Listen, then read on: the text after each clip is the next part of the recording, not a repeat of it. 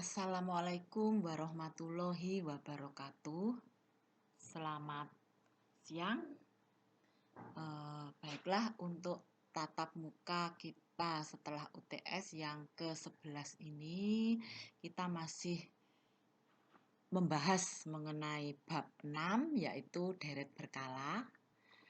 Untuk minggu yang lalu itu kita sudah membahas bagaimana cara memprediksi dengan data historis yang sudah diketahui sebelumnya, yaitu dengan deret berkala, analisa deret berkala. Oke, jadi untuk minggu yang lalu kita sudah membahas dengan metode tangan bebas dan metode semi rata-rata atau semi average ya, yang juga di sini saudara sudah latihan soal. Nah, untuk hasil latihan soalnya itu sudah banyak yang betul ya, cuma ada yang masih bingung ya di sini untuk kesimpulannya. Jadi kesimpulan itu mengikuti satuannya ini ya. Kalau satuannya harga itu dalam dolar ya sudah, hasilnya itu juga dalam dolar. Tapi kalau satuannya itu di sini dalam ribuan ya dikalikan dengan 1000. Demikian ya. Oke. Jadi untuk kali ini kita lanjutkan untuk analisa trennya. Jadi analisa yang kedua itu menggunakan semi rata-rata. Nah, sedangkan analisa yang ketiga adalah dengan menggunakan metode rata-rata bergerak. Nah, untuk rata-rata yang ketiga ini sementara kita abaikan dulu karena jarang digunakan ya. Nah, sekarang kita lanjutkan aja dengan metode yang keempat. Jadi ini mestinya metode yang keempat ya. Jadi sini 4 yaitu metode least square atau metode kuadrat terkecil. Jadi ini sering dipakai karena caranya itu lebih banyak matematisnya. Oke. Nah, metode least square atau metode kuadrat terkecil itu caranya adalah kita membuat suatu persamaan linier. Nah, langsung aja ya. Jadi persamaannya ini Y sama dengan A plus BX. Ada X-nya ini, BX ya. Jadi X itu variabel yang diketahui, kemudian B itu koefisiennya, koefisien dari variabel, A itu adalah konstanta. Jadi nanti akan membentuk persamaan linier atau persamaan garis lurus ya, seperti yang ada di sini. Nah, terus bagaimana caranya membentuk persamaan ini? Nah, contohnya ini. Misalkan ada data penjualan. Penjualan apa ini, mungkin sepeda motor atau apa ya. Jadi ini hanya contoh aja. Nah, data penjualan dalam suatu perusahaan itu diketahui mulai dari tahun 2011 sampai 2019 dengan data seperti ini. Jadi misalkan tahun 2011 penjualannya sebesar 11. Nah, mungkin 11 ini 11 unit atau 11.000. Nah, itu tidak kita ketahui ya, katakan aja 11 gitu aja. Jadi tahun 2012, 15 dan seterusnya sampai 2019. Nah, dari data ini kita disuruh memprediksi kira-kira prediksi penjualan tahun 2020 berapa? Atau mungkin prediksi penjualan tahun 2021 berapa? Nah, namanya prediksi itu pasti tahun sesudahnya, sesudah dari data yang diketahui. Nah, tadi karena dengan menggunakan metode least square itu kita membentuk suatu persamaan, maka di sini digunakan variabel bantuan. Variabel bantuannya ini adalah X. X ini ya variabel bantuannya. Nah, untuk mencari variabel bantuan X ini caranya, ini kan data asli yang diketahui kan ini. Nah, X itu kan kita buat sendiri. Kita buat sendiri ya. Nah, cara membuat variabel X ini atau variabel bantuan ini adalah kalau datanya ganjil, ini kan ganjil 11 sampai 19 itu kan ganjil. 1, 2, 3, 4, 5, 6, 7, 8, 9. Nah, berarti tengah-tengahnya, ini tengah-tengahnya adalah 2015, itu dikasih nilai 0. Jadi untuk variabel X-nya, dikasih nilai 0. Nah, kemudian ke atas itu selisih satu-satu. Jadi 0, min 1, min 2, min 3, min 4, min 5, min 6, dan seterusnya. Kalau di sini masih ada data. Ke bawah itu plus. Jadi 0, 1, 2, 3, 4, 5, dan seterusnya. Nah, kemudian kalau sudah, itu kita ikuti kebutuhan rumus di sini. Jadi untuk mencari A ini, rumus bentuk umumnya itu kan Y sama dengan A plus BX. Nah, untuk mencari A-nya, A ini ya, itu rumusnya adalah sigma Y per N. Jadi sigma Y per N, sigma Y itu apa ini ya, variabel yang diketahui. Di sini adalah penjualan, itu Y-nya. Ini di total, ya di total. Mungkin ini kurang totalnya ya. Di sini dikasih angka berapa ini totalnya ini? 149 ya totalnya. Kemudian ini ya kan sigma Y per N.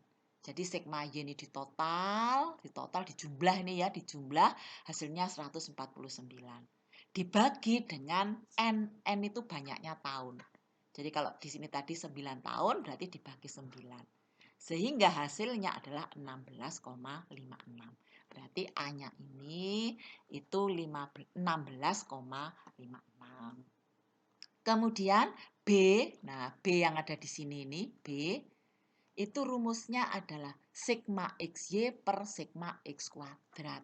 Nah, berarti kita harus membuat lagi, membuat lagi kolom, karena di sini dibutuhkan sigma XY, maka di sini XY.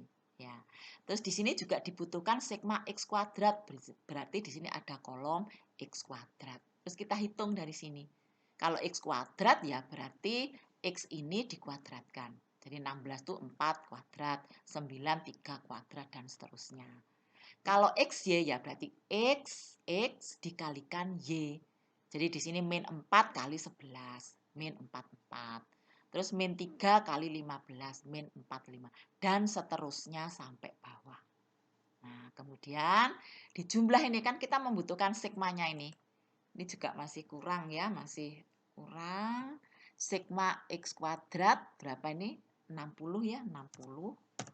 Terus sigma XY berapa ini sigma XY-nya? 62. 62 ya, ini kalau di total 62. Kemudian masukkan ke sini.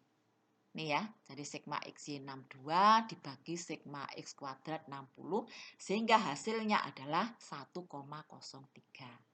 Nah, terus dimasukkan ke bentuk umum tadi. Y sama dengan A plus BX. Nah, Y sama dengan, karena prediksi Y-nya itu dikasih pangkat 1. Jadi Y aksen atau Y pangkat 1. Ya, jadi Y pangkat 1. Sama dengan A-nya dimasukkan 16,56 plus B-nya 1,03. X-nya tetap. X-nya. Oke, jadi kita ketemukan persamaan ini. Nah, persamaan linier ini tuh dipakai sebagai dasar untuk memprediksi pada tahun yang berikutnya.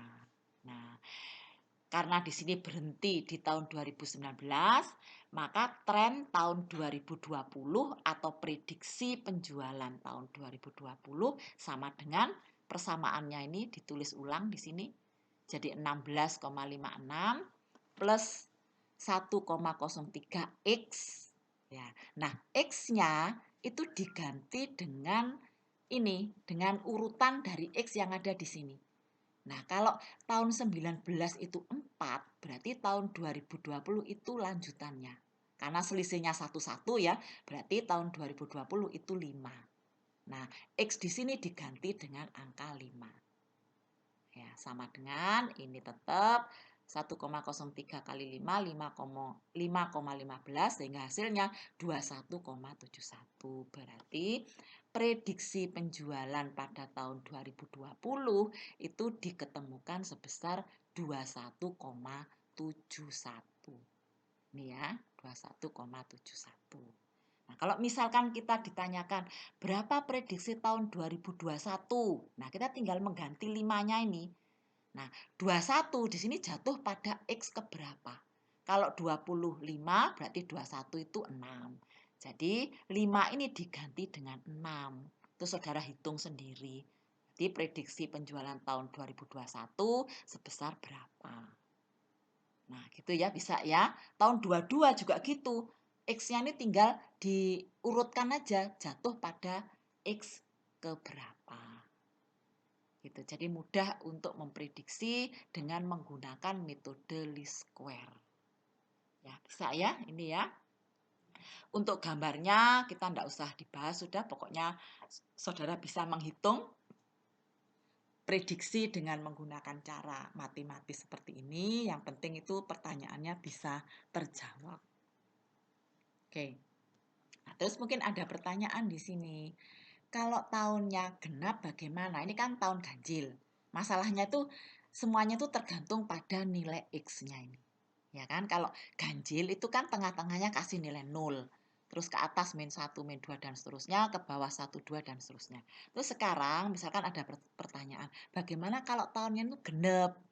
Nah, kalau tahunnya genap, ini ada contoh soal lagi ya. Ini tahunnya genap ini mulai dari tahun 12 sampai 19, 1, 2, 3, 4, 5, 6, 7, 8. Genap kan? Berarti kan tengah-tengahnya itu antara. Ya kan? Jadi kalau dibagi 2 kan 4, 4. Jadi antara ini. Nah, karena di antara ini untuk mudahnya, maka tahun yang ada di antara ini yaitu 15 dan 16 itu kasih nilai min 1 dan 1. Nolnya ada di tengah-tengah. Ya, jadi di sini kasih nilai min 1 dan 1. Nah, terus min 1 ke 1 itu selisihnya berapa? Jadi min 1 ke 0 kan 1, 0 ke 1 2, berarti selisihnya 2. Nah, kalau selisihnya 2, itu jaraknya 2. Jadi ke atas itu tambah min 2, jadi min 3. Ini juga tambah min 2, jadi min 5. Dan seterusnya. Kan jaraknya 2. Kalau ke atas min, kalau ke bawah plus. Nah, ini juga gitu. 1 tambah 2, 3. 3 tambah 2, 5. 5 tambah 2, 7. Dan seterusnya. Kenapa? Karena ini jaraknya 2. Ya, jadi 2. Terus untuk rumus sama, rumusnya sama ya, rumusnya. Jadi A sama dengan sigma X per N. A sama dengan sigma Y per N. Ini sigma Y-nya 138. Ya, terus dibagi N-nya 8. Diperoleh sebesar 17,25. Terus B, rumusnya adalah sigma XY per sigma X kuadrat. Jadi ini ya, XY-nya sigmanya 74. X kuadrat sigmanya 168. Berarti hasilnya 0,44. Terus dimasukkan ke persamaan. Persamaannya kan Y sama dengan A plus BX. Jadi A-nya diganti dengan 17,25 plus B-nya 0,44. Nah, ini kebetulan B-nya itu plus ya. Kalau B-nya min, ini juga min tandanya. Nah, terus X. Tetap ya, X-nya tetap. Itu persamaan garis trennya. Terus kalau kita disuruh memprediksi tahun 2020, ini kan terakhir 2019. Terus prediksi tahun 20 berapa? Nah, kita tinggal mengganti X dengan urutan X yang keberapa. Nah, hasilnya adalah, ini kita tulis ulang ya, prediksi tahun 20, 17,25 plus 0,44 kali X. Nah, 9 ini dari urutan ini. Nah, ini kan selisihnya 22. Berarti tahun 2020 jatuh pada X yang ke-9. Diganti angka 9. Terus ini dihitung ya. Dihitung ini kali ini 3,96 sehingga hasilnya 21,21. Berarti prediksi penjualan tahun 2020 itu sebesar 21,21. Misalkan kita disuruh memprediksi tahun 2021. Nah, tahun 2021 itu jatuh pada X keberapa? Kalau 20 itu 9, berarti 21 itu 11. 9 tambah 2. Nah, X-nya ini diganti dengan angka 11. Terus dihitung. Nah, berarti prediksi tahun 2021 sebesar sekian. Itu ya, jadi mudah untuk menggunakan metode least square. Nah, jadi ini gambarnya diabaikan aja. di apa? Dibaca sendiri aja lah gambarnya. Yang penting kita bisa menjawab nilai prediksinya. Oke, sampai di sini mungkin kalau saudara masih ada pertanyaan bisa dilanjutkan di WA ya. Kemudian di akhir materi ini saya kasih soal ya, saya kasih soal. Soalnya mirip dengan yang kemarin, cuman di sini metodenya diganti. Kalau kemarin itu saudara meramal atau memprediksi dengan menggunakan semi rata-rata, maka sekarang saudara pergunakan metode least square atau kuadrat terkecil. Jadi ini ya datanya ya, tahunnya sekian, ini ada suatu daftar harga dari suatu komoditas atau barang. Ingat satuannya dalam ribuan rupiah ya. Jadi ini juga penting ini. Nah, terus diketahui ini ya. Jadi tahun 2012 harganya Rp45.000. Tahun 13 harganya Rp50.000. Nah, jadi nanti hasil terakhir kesimpulan itu harus dikembalikan lagi dalam bentuk ribuan rupiah. Oke ya. Nah, coba ini seperti biasa saudara kerjakan. Kemudian saudara kumpulkan di elitak seperti kemarin. Ini untuk melatih ya, melatih kalau nanti saudara UAS itu biar sudah lancar gitu. Oke. Untuk masalah pengumpulannya nanti bisa dilihat di WA. Ya, oke, cukup sampai sekian dulu. Nanti minggu depan kita lanjutkan dengan bab yang berikutnya. Sampai di sini, wassalamualaikum warahmatullahi wabarakatuh.